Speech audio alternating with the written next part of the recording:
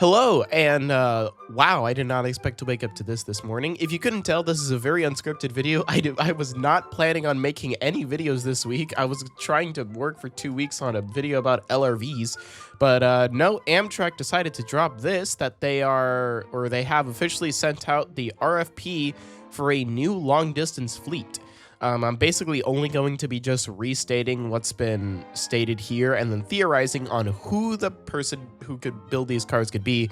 Just a hint, it's like only 2 people, let's be honest with ourselves. But anyway, into what Amtrak has said and what we already know previously. So previously, we've known that Amtrak officially moved away from having their long-distance fleet be bi-level coaches. They're going to be now single-level coaches.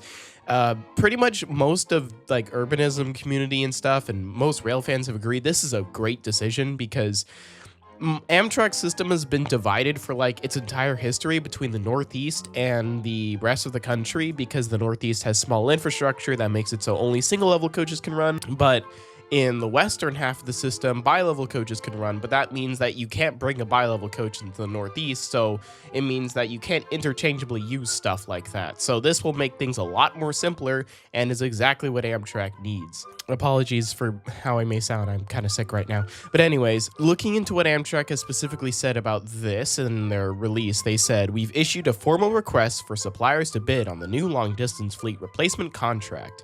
Interested car builders are now preparing their proposals for submission.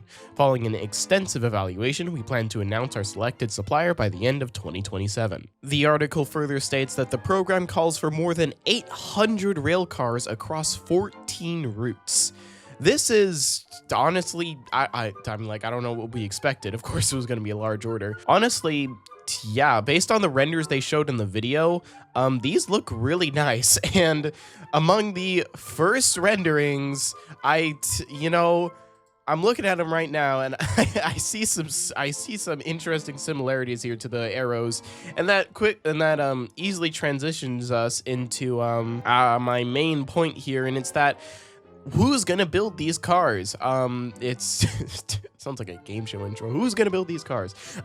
It's really just a testament between 2 manufacturers, Siemens and Alstom. The main 2 people Amtrak has even been working with nowadays have been Siemens and Alstom, with Siemens very clearly coming out on top with that battle. And based on these renderings and based on how things are probably looking, I would not be surprised if in the end Amtrak chooses Siemens for this. I mean, like, because they've been choosing them in the past, and if there's one thing Siemens does, it's catered to people who don't have a lot of money, like Amtrak. Especially since they just now opened their North Carolina plant, so they have extra space now to build these cars, and they're not so held back on them because of having only one plant. So, I would expect Siemens to be the builders of these cars, and maybe Alstom past that. I don't really know who else. Who knows? We could see some random person we've never heard of, or someone who like never builds cars, like Stadler or something. But I doubt that. I feel like, and plus it'd make things a lot easier. It's better to have a full fleet of one manufacturer's rolling stock. That's basically all I wanted to say. I doubt I'll definitely end up making a more comprehensive video on this when we get an official announcement of like who the car builder is. Oh yeah, it says they plan to announce their selected supplier by the end of 2027. So we have a lot of time before we see who's the proper car builder. That's over a year away from now. So I say this is a very good direction for Amtrak to be headed in. I really like the idea of a full fleet of single-level coaches. It would be perfect. Just need to figure out the low-level, high-level boarding situation, but as long as you just don't do what the initial ventures did, I think you'll be fine. So yeah, that's pretty much all I have to say. Goodbye.